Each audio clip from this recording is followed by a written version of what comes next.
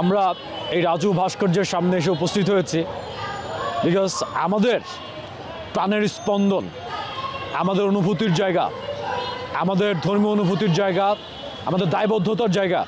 যখন আমরা শুনি ফিলিস্তিনিতে এভাবে নির্মম বর্বরতার বা সাথে আমাদের ছোট ছোট বাচ্চাদের রক্তের হোলি খেলা হচ্ছে, যখন আমরা দেখি আমাদের সেখানকার মহিলাদের, নারীদের, আমাদের ভাইদের যেভাবে নৃশংসভাবে হত্যা করা হচ্ছে, গণহত্যা চালানো হচ্ছে, জেনোসাইড চালানো হচ্ছে, সেখানে আমাদের আসতেই হয়, আমাদের দায়বদ্ধতা থেকে আসতে হয়।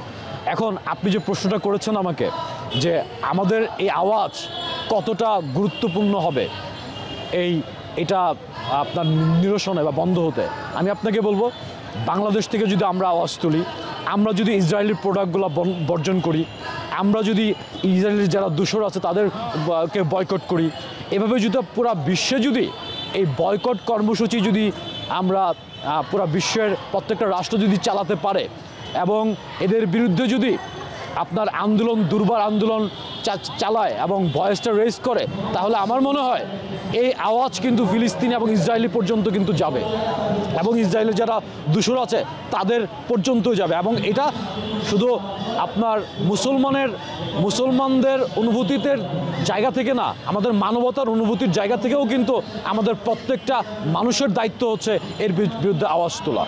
ওয়ালটন আবারও মিলিনিয়ার অফারে ওয়ালটন ফ্রিজ কিনে আপনিও হয়ে যেতে পারেন মিলিয়নিয়ার।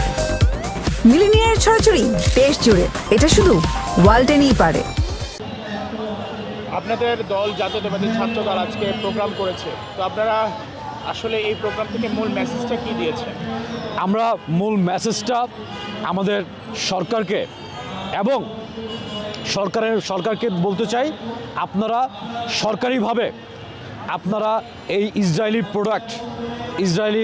প্রোডাক্ট এবং তাদের দূষরদের প্রোডাক্ট বর্জন করার নির্দেশনা দেন এবং জনগণকে একটা নির্দেশনা দেন এবং এর বিকল্প হিসেবে আমরা কি করতে পারি সেটারও একটা নির্দেশনা দেন।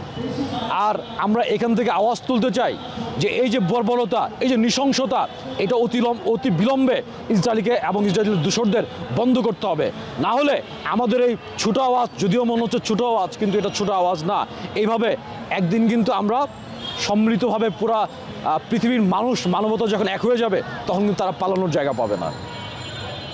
আরেকটি জিনিস হচ্ছে, গতকালকে আমরা দেখেছি যে বিক্ষোভ হয়েছে, আন্দোলন হয়েছে, কিন্তু তারপরে বিভিন্ন ব্যবসা প্রতিষ্ঠানে হামলা হয়েছে, আসলে সেখানে লুটপাট হচ্ছে, এটি আপনারা কীভাবে দেখছেন ছাত্র দলের পক্ষ থেকে? দেখেন, আমি সবসময় একটা কথা বিশ্বাস করি যে আপনার আবেগ থাকবে, কিন্তু আবেগের সাথে যুক্তিটা থাকতে হবে, যুক্তিগত থাকতে হবে। শুধু আবেগ থাকলে কিন্তু একটা কিছু পরিপূর্ণতা পায় না, বা এটা কিন্তু শুধু আবেগ থাকলে যদি যুক্তিটা না থাকে, সেটা কিন্তু সমাজের জন্য, দেশের জন্য, আমাদের ব্যক্তি জীবনের জন্য অনেক বেশি ক্ষতি বয়ে আনে।